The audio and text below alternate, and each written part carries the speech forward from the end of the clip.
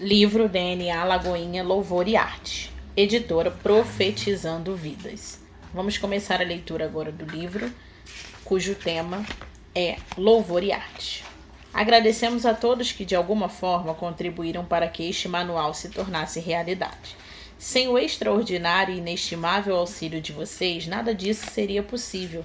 Sabemos que nessas linhas estão as marcas de expressão de toda a liderança da nossa amada Lagoinha Global, e por isso não citaremos nome a fim de evitar qualquer tipo de injustiça. Eu, em meu nome, do querido pastor André Valadão, nossa eterna gratidão. Richard Guerra. E assim vamos começar a falar sobre música, a nossa adoração. Eu sou o mais novo de 5 irmãos e tive o privilégio de crescer em um lar musical e cristão. Sempre ouvi minha mãe cantando, meus irmãos aprendendo algum instrumento e logo cedo aprendi a tocar violão. Desde então, esse instrumento tem sido um companheiro de vida. Desde sempre tive o entendimento do meu ministério, do chamado do Senhor para o que seria minha caminhada com Ele e sua igreja. Nesses tantos anos, passei por vários moveres, várias interpretações bíblicas e não bíblicas do que seria o ministério da música em uma igreja. Foram tantos entendimentos distintos que me fizeram mudar a vida de forma como eu agia ao serviço dentro da igreja e como o talento que recebia do Senhor. Recentemente, durante uma ministração, ouvi uma frase que me colocou mais uma vez em xeque-mate quanto ao que eu estava entregando ao Senhor. Deus não ouve adoração, Deus cheira. Eu sei que essa afirmação está baseada no texto de Gênesis 8, Êxodo 29, 18 e Levítico 9. E faz muito sentido, pois nós somos esse sacrifício. Nosso coração em chamas faz com que esse aroma suba ao Senhor. Mas e minha música? Onde ela fica? E o meu instrumento tocado? E as melodias, canções, palmas batidas, os sons que produzimos em comunidade? Será que tudo isso é um mero detalhe? Talvez você que está lendo isso também tenha o mesmo questionamento quanto ao que está fazendo com o que Deus confiou a você. Isso é adoração? Em outra ocasião, ouvi mais uma frase em um contexto de culto que me fez pensar sobre o que é adoração. Alguém disse: adoração é um estilo de vida, ou seja, você escolhe esse estilo para viver vestindo-se como adorador, com jeito de adorador, a música do adorador, a arte do adorador e por aí vai. Mas um estilo de vida não é uma escolha, ou seja, você terá a opção de simplesmente não ter esse estilo se não se enquadrar nos valores e conceitos, certo? Então, eu levo em consideração esses dois conceitos, mas não limito algo tão grandioso e poderoso a 2 frases que determinam o que é adoração. Aqui na Lagoinha entendemos que a adoração é uma resposta de amor e uma revelação, a revelação de quem Deus é, uma resposta ao conhecimento da beleza de Deus. Quando entendemos que Ele é o Senhor e digno, tudo o que fazemos, a nossa existência se torna profunda adoração ao grande eu sou. À medida que vou conhecendo e contemplando, vou respondendo com adoração. Essa resposta começa em nosso interior, envolve as emoções, a alma e o espírito e se externa em nossas atitudes, ou seja, em comunidade com a igreja. A partir desse entendimento, nossa busca será sempre responder a essa revelação de Deus com que o próprio Deus tem ao seu redor no céu em reconhecimento a Ele. Vamos chegar a um conceito de adoração e como essa adoração acontece no céu. Como os seres que estão diante do trono de Deus fazem adoração e por que fazem. Jesus, na oração que deixou para a sua igreja, diz: assim na terra como no céu. Então vamos buscar o que acontece no céu para refletirmos na terra. Há um sacerdócio no céu que irá servir de modelo para o que fazermos na terra.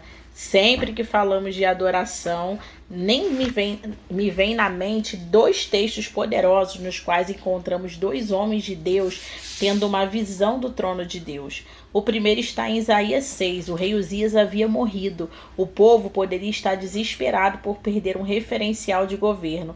Então o profeta tem uma visão. Nessa visão, ele vê o Senhor assentado no trono.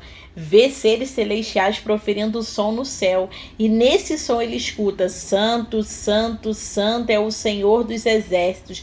A terra inteira está cheia da sua glória. Isso é uma música? Não, é um som. que se ouve quando o profeta vê Deus assentado em seu trono com todo o seu resplendor de glórias, serafins proclamando uns aos outros com extrema reverência e devoção: quem Deus é, santo. Um som que ecoa de geração em geração a um Deus que está em seu trono, reinando sobre tudo e todos. Um som que chega até nós, sua criação, que se rende à revelação de quem Ele é e se junta com esse coro eterno e tão poderoso. Santo, santo, santo é o Senhor dos exércitos. A terra inteira está cheia da sua glória. Essa palavra santo está cheia da totalidade de um Deus infinito. Cada vez que se ouve santo, tem-se uma nova revelação. Santo tem a ver com amor, generosidade, bondade, com o quanto ele é único, incomparável e tantos outros atributos. Santo sempre será um conjunto sem fim de tudo que Deus é. Outro texto que usamos para basear nosso entendimento sobre isso é Apocalipse 5, quando João vê Jesus ressurreto se apresentando diante do trono. No verso 8, Jesus se apresenta e toma o livro na mão daquele que está sentado no trono, o Pai. Logo que Jesus toma esse livro, os 4 seres viventes e os 24 anciões se prostram diante do Cordeiro. Eles tinham harpas e taças de ouro cheios de incenso, que são as orações dos santos. Eles cantavam um cântico novo: Tu és digno de tomar o livro e de abrir os seus selos, pois foste morto e com teu sangue compraste para Deus homens de toda a tribo, língua, povo e nação. O Cordeiro aparece, os seres contemplam o Cordeiro e a resposta vem primeiro deles. Mais à frente veremos os anjos também respondendo, e mais adiante as criaturas do céu e a terra estão respondendo. Há uma progressão que vem do céu até tocar a terra. Não existe passividade para aqueles que estão olhando e contemplando Deus. Sempre haverá uma resposta. A W. Tozer diz que assim como uma coluna está ao fundamento da sua casa, o conhecimento de Deus está para a adoração. Quanto mais Deus for conhecido, mais a igreja responderá em adoração. Honra com os lábios e tem um coração perto. Há uma dinâmica clara, uma contemplação, uma revelação que gera uma adoração e uma ação a Deus. Nossa adoração, elas se prostram e se ouvem um cântico. Nossa adoração é música? Não, a adoração não é música, mas nesses 2 textos mencionados, sempre que o céu está adorando a Deus, ouve-se um som. Em Apocalipse 5, esse som é um cântico. Entendemos que Deus, então, tem ao seu dispor som e música que o adoram. Agora, neste momento, na sala do trono de Deus, criaturas celestiais estão enchendo aquele lugar com um som, e esse som tem um conteúdo e revelação daquilo que estão vendo.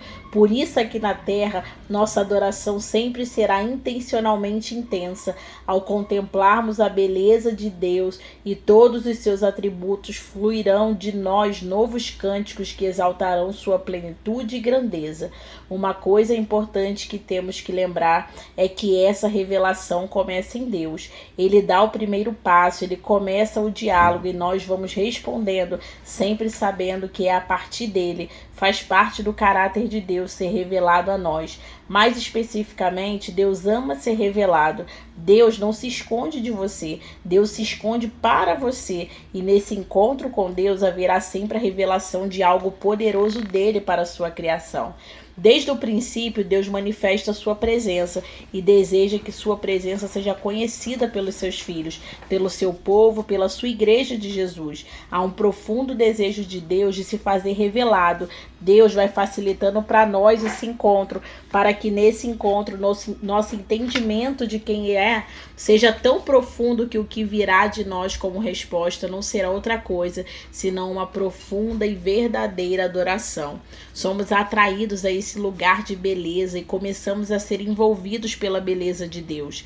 Se tem uma palavra linda para esse momento que estamos vivendo, é nós. Como diria o pastor Flavinho, a igreja não se faz no singular. Por isso nós é tão importante. Há poder na unidade. Quando há unidade, Deus determina a sua bênção. Quando há concordância do que cantamos, há comunhão, e comunhão é compartilhar da mesa, do pão que alimenta, do vinho que alegra o coração.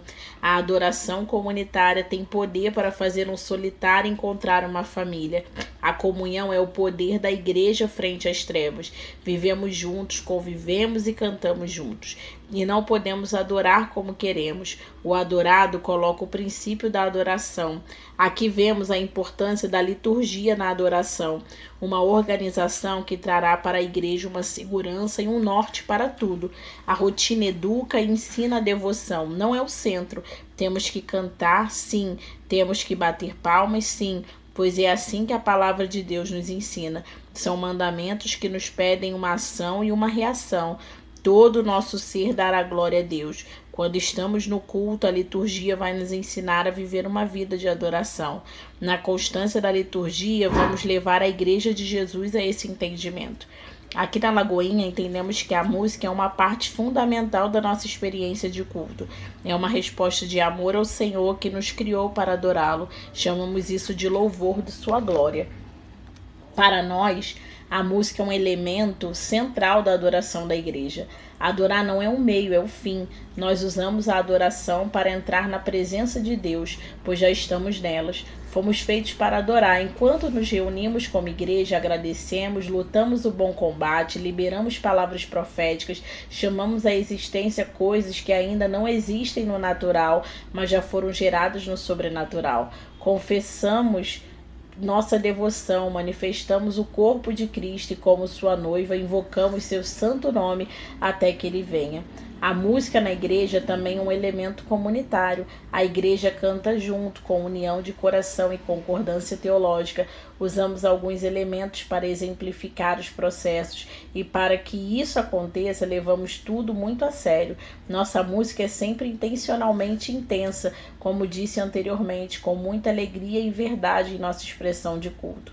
Gosto de dizer que somos como guias turísticos. O que faz um guia turístico? Ele leva pessoas a lugares que já conhecem. Não há como conduzir a igreja na música sem antes viver o que eles estão cantando. Mais do que cantar o que vivemos, precisamos viver o que cantamos. Para nós que pregamos e vivemos a palavra da fé, talvez ainda não tenhamos experimentado todos os milagres que cantamos, mas a nossa fé já os acessou. Ora, a fé é a certeza daquilo que esperamos e a prova das coisas que não vemos. Sempre cultivamos a excelência, não fazemos nada mais ou menos por aquele que fez tudo por nós. Não precisamos ser perfeitos, mas buscamos sempre a excelência. O membro do time de música da Lagoinha se dedica, estuda e acrescenta ao talento que o Senhor lhe deu, com devoção e culto a Deus. Lembre-se que há pessoas que entram na igreja pela primeira vez. Se a execução for excelente, a chance dessa pessoa ser profundamente impactada aumenta muito. Carregamos um legado precioso. O que vivemos hoje é fruto de ministérios extraordinários que mudaram a história da música evangélica. A unção que eu honro é a unção que eu desfruto. Enquanto tivermos isso em nosso DNA, viveremos grandes coisas. Você precisa conhecer a música tão bem que ela faça parte de sua vida. É importante saber a letra, os tons e o mapa de cada canção. Cantamos o que vivemos e vivemos o que cantamos. Habite ricamente em vocês a palavra de Cristo. Ensinem e aconselhem-se uns aos outros com toda a sabedoria e cante salmos, hinos e cânticos espirituais com gratidão a Deus em seus corações. Colossenses 3,16. Uma cultura que temos na Lagoinha é de cantar o que temos vivido em nossos cultos, salmodiar os nossos dias e as realidades que experimentamos em Deus. Nas pregações, orações, nos dias de lutas e vitórias, sempre temos poesias e melodias que nascem desses ambientes. Exercitem salmodiar, escrevam enquanto ouvem seu pastor pregar, anotem suas orações, cantem melodias e vejam canções nascendo de experiências da igreja. Isso é tão poderoso e tão verdadeiro. Algumas pessoas irão cultuar em nossa igreja e não se lembrarão das palavras ministradas, mas serão marcadas por canções.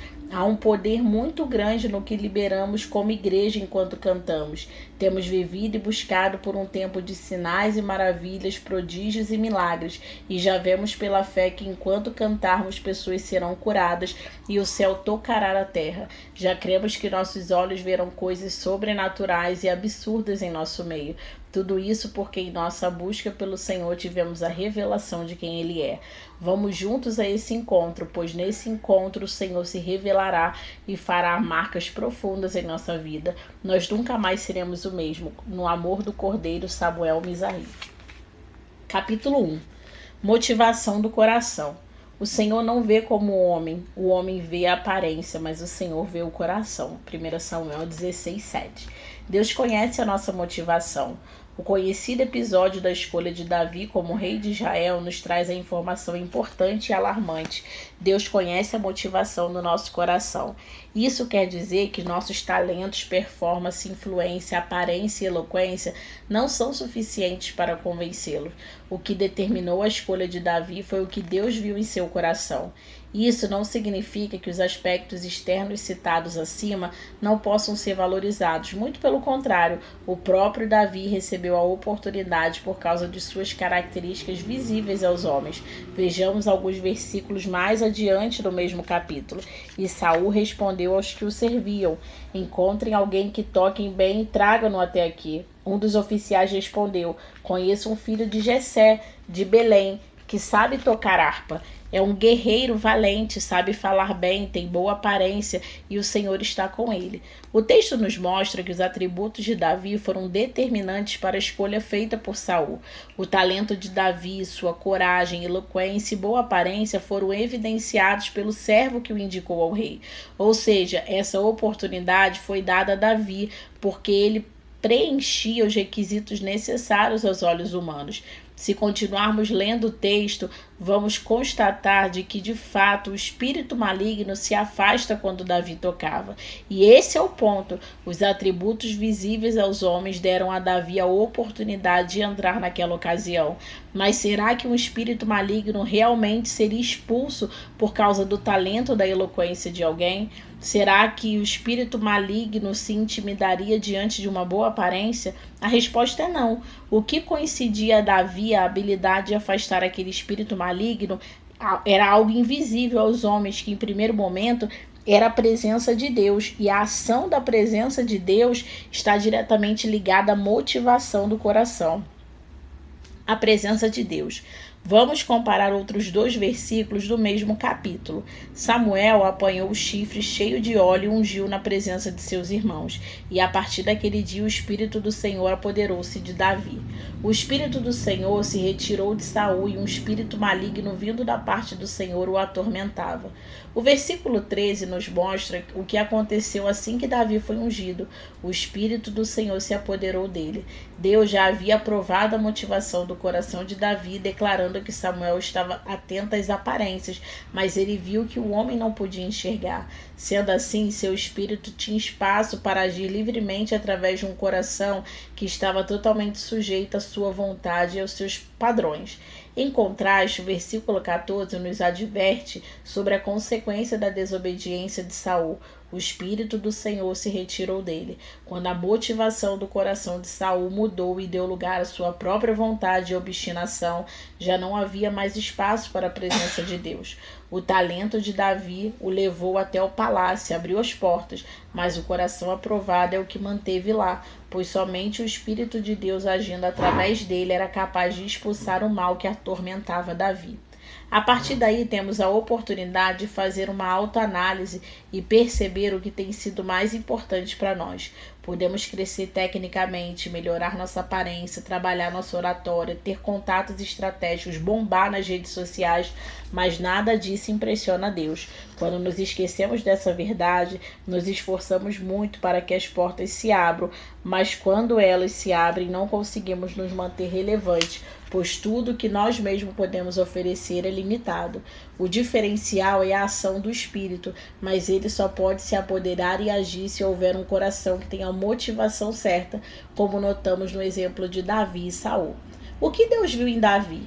A essa altura você deve estar se perguntando, mas na prática, o que Deus viu em Davi? Com certeza a resposta para essa pergunta tem vários aspectos, muitos que nem conhecemos, mas alguns versículos dos capítulos seguintes podem nos ajudar a entender. Davi, entretanto, disse a Saul: teu servo toma conta das ovelhas de seu pai. Quando aparece um leão, o urso leva uma ovelha do rebanho, vou atrás dele, dou-lhes golpe e livro a ovelha de sua boca. Quando se vira contra mim, eu pego pela juba e lhe dou golpes até matá-lo. Teu servo pode matar um leão e um urso. Esse filisteu incircuncido será como um deles, pois desafiou os exércitos de Deus vivo. O Senhor, que me livrou das garras do leão e das garras do urso, me livrará das mãos dos filisteus. 1 Samuel 17:36. Diante da ameaça de Golias, nem os maiores guerreiros do exército de Israel se atreveram a lutar. Aos olhos humanos era realmente impossível derrotar o gigante. Ao compararem seus atributos como os de Golias, percebiam que não eram capazes de enfrentá-lo. E esse é o problema de confiar somente naquilo que se vê.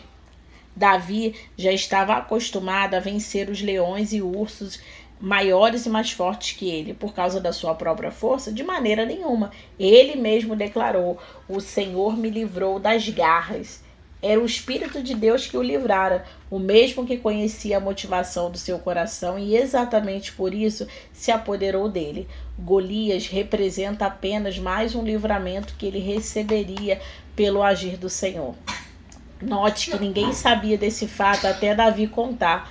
As vitórias sobre o leão e o urso aconteceram em secreto, sem plateia.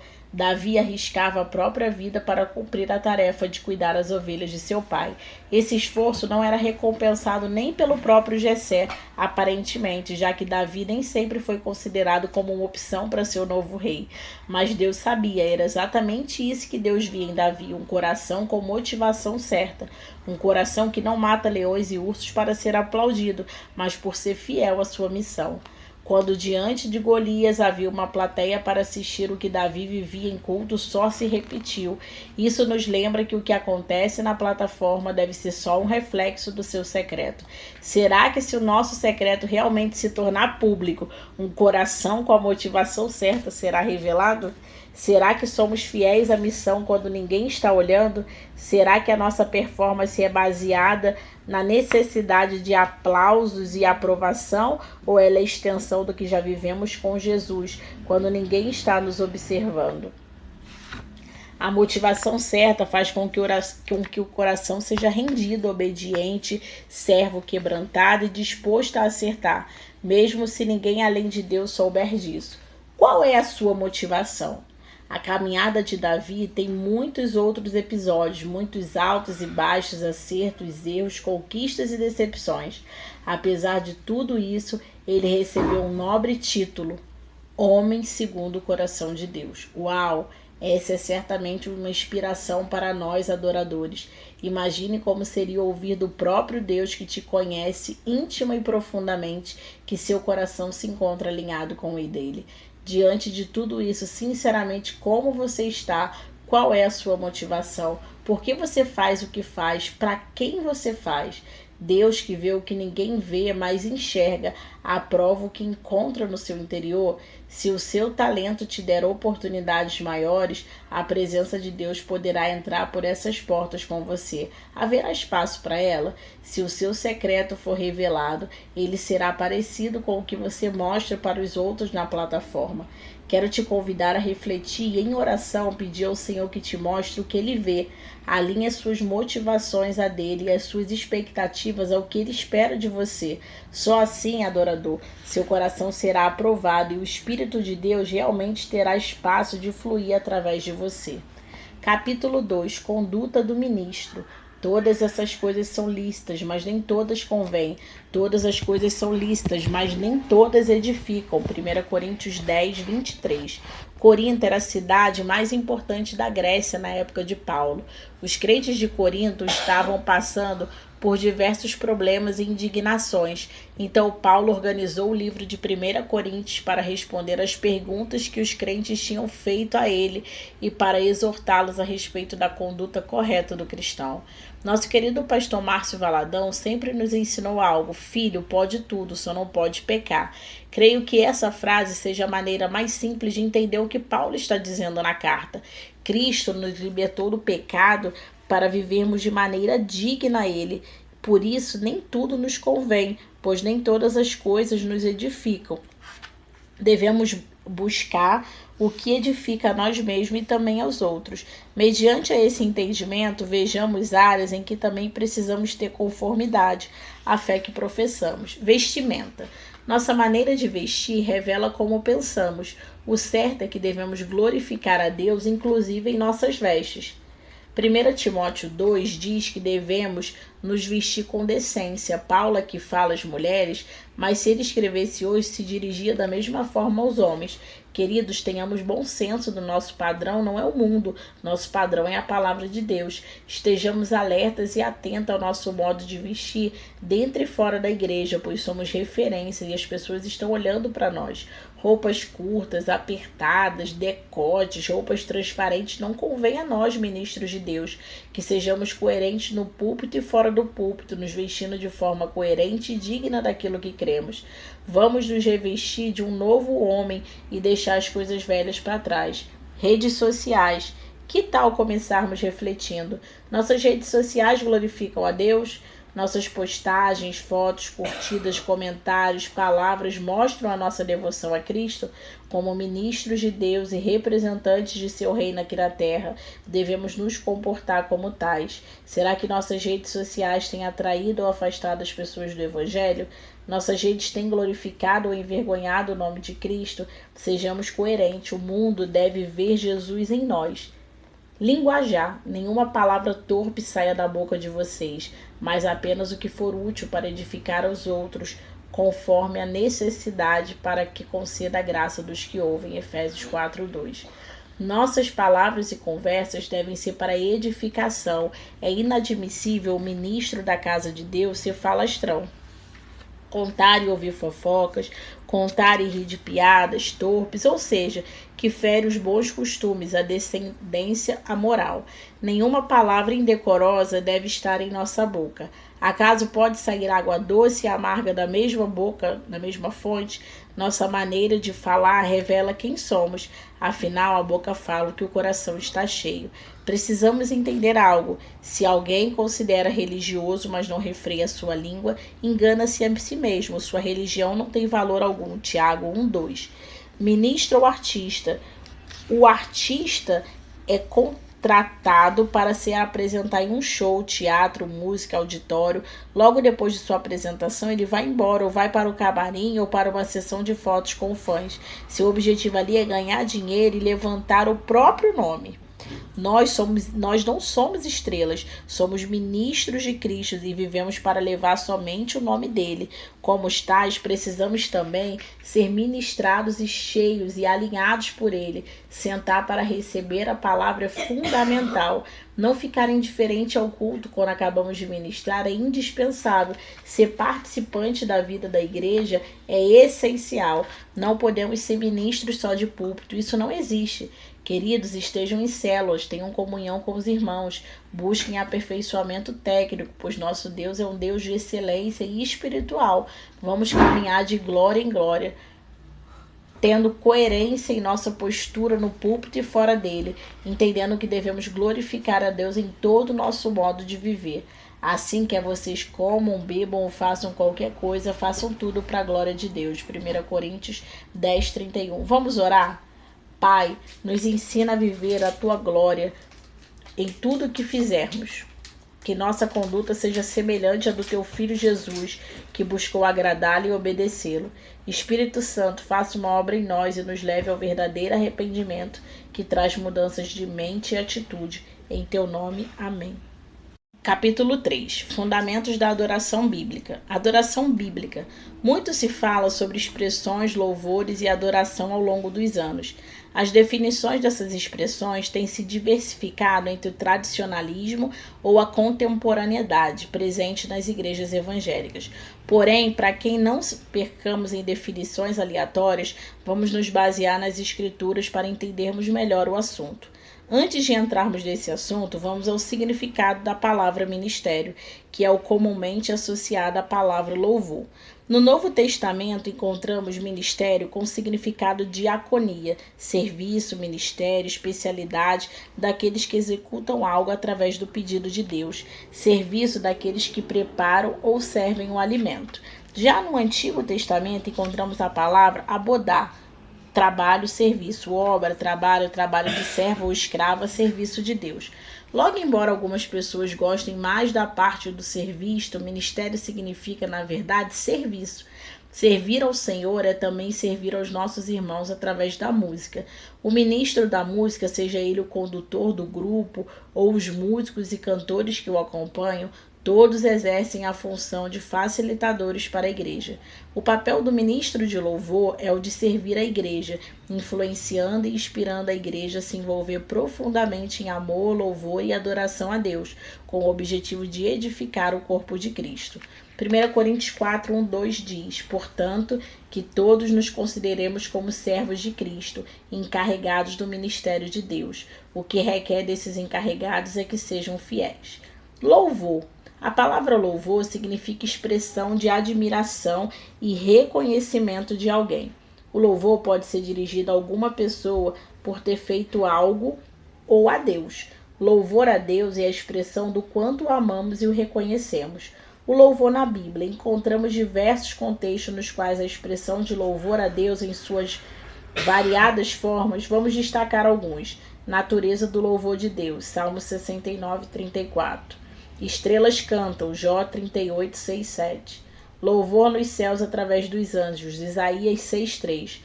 Louvor através de poesia e salmos por escrito por Davi, Asaf e Moisés. Canções de Maria, Lucas 1, 46. Louvor com arma de guerra, Atos 16, 25 e 2 Crônicas 20, 18.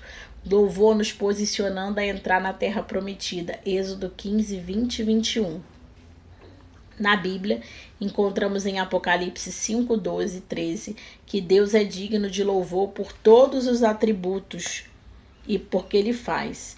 Segue alguns: Sua Majestade, Salmo 96, Sua Glória, Salmo 138, Sua Grandeza, Salmo 145, Santidade, Isaías 6, 3, Poder, Salmo 21, 13, Bondade, Salmo 107, 8, Amor e Misericórdia, Salmo 118, do 1 ao 4, Suas Obras Maravilhosas, Salmo 89, 5 e Isaías 25, 1. A ação de louvor a Deus não pode ser feita da boca para fora. Precisa haver entendimento, ou seja, precisamos louvar com o corpo, a alma e os espíritos envolvidos em nossa intenção. O corpo através de movimentos, palavras de elogio e gratidão a Deus, mãos erguidas, instrumentos musicais por nós executados. As nossas emoções também precisam se envolver em louvor a Deus. Assim o louvamos com nossa alma. Louvamos com nosso espírito que se conecta ao Espírito de Deus, buscando a adoração como estilo de vida. Em Colossenses 3, 23, diz que tudo o que fizermos desse feito seja a Deus e não a homens. Esse versículo traz um entendimento muito mais amplo do que apenas um momento de culto coletivo na igreja. Tem a ver com a forma pela qual vivemos a vida, tomamos a nossa decisão, tratamos as pessoas e tudo mais. Louvar custa algo. Na carta de Paulo aos Hebreus 13, há um apelo a oferecer ao Senhor constantemente sacrifícios de louvor, que é o fruto de lábios que confessam o seu nome. Em Êxodo 23, o Senhor dá uma orientação ao povo que não se apresente de mãos vazias. Sempre louvar a Deus nos custará algo. Uau! Nosso esforço, independente das circunstâncias, custará nossos recursos e nosso tempo. Louvor e música. É a mesma coisa que música, o louvor? Não necessariamente. A música é uma das expressões artísticas, bem como a dança, teatro, pintura, poesia, entre outros. Quando expressamos algumas dessas artes com a intenção de torná-lo conhecido e reconhecido, aí sim nós fazemos louvor. Qual é a intenção por trás da expressão artística? Essa última pergunta é tão séria que nos leva a um entendimento mais profundo do que o louvor pode ser uma ferramenta de ensino sobre a Bíblia e sobre o Deus, a sua igreja. Quanta responsabilidade temos ao escolher um repertório para um período de louvor, não é mesmo? A adoração é a correspondência ao amor de Deus e à criatura rendida ao Criador. É uma reação diante da revelação dele. A palavra adoração aparece em vários contextos da Bíblia e possui significados diferentes. Adorar significa servir. O culto implica também em serviço, latreia. Moisés várias vezes pediu a permissão da parte de Faraó para deixar os israelitas partirem com o objetivo de servir a Deus.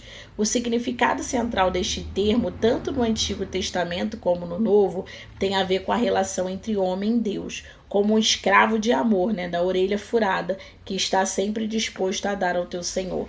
Adorar significa serviço sacerdotal. A palavra liteórgio, composta de duas palavras gregas, povos, laos, e trabalho ergon, significam originalmente fazer trabalho público. Podia ser usado para indicar, por exemplo, o serviço de sacerdote ao aspergir o sangue no tabernáculo e no templo, no manuseio dos utensílios. Adorar significa prostrar-se e render-se. O Novo Testamento destaca a palavra adorar. Muitas vezes, entre 5.000 termos relacionados com o culto, originalmente significa beijar, como a mulher que beijou os pés de Jesus em ato de adoração. O gesto de curvar-se e prostrar-se diante de uma pessoa e ir até o ponto de beijar os seus pés quer dizer: reconheça a minha inferioridade e a sua superioridade, rendo-me a ti e coloco-me à tua inteira disposição. A adoração e o ídolo. No Salmo 115:8, encontramos que nos tornamos parecidos com o Deus que confiamos e adoramos.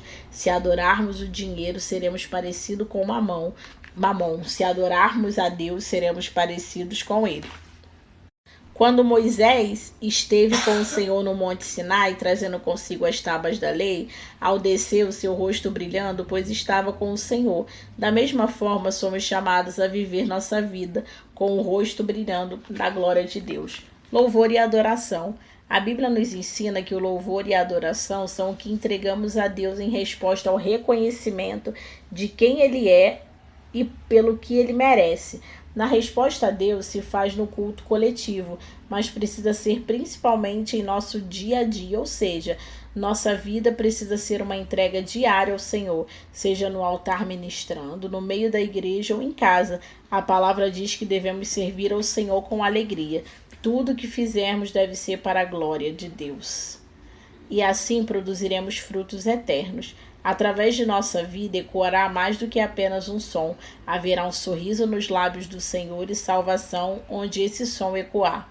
Porque dele, por ele e para ele são todas as coisas. A ele a glória para sempre. Amém. Romanos 11:36.